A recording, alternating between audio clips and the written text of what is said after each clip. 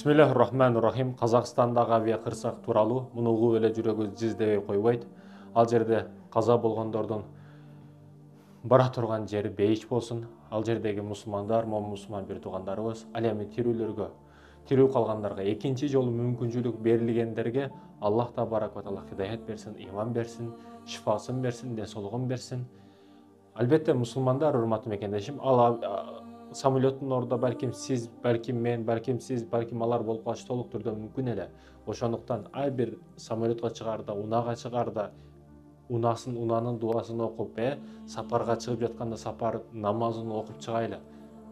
Жол эң кыйын маселе жол. Ошондуктан жадагысы эң негизги маселе намаз болсо, намазды да кыскартып окууга шариятыбызда уруксат берилген. Ошондуктан жол кырсыгынан сактасын Аллах табарак ва таала. Самолетто ол 10 метрден секирсең эмне болосун? Самолет 10 000 метрден түшкөн, эмне гана болуп кетпейсиң. Аллах табарак ва таала экинчи жолу мүмкүнчүлүк бергендерге хидаят берсин, шифасын берсин. Ал эми өтүп кеткендердин жакындарына терең кайгыруу менен көңүл айтабыз. Инна лиллахи ва инна илайхи ражиун. Албетте биз Аллахтыкыбыз, Аллага кайра кайтуучубуз деген.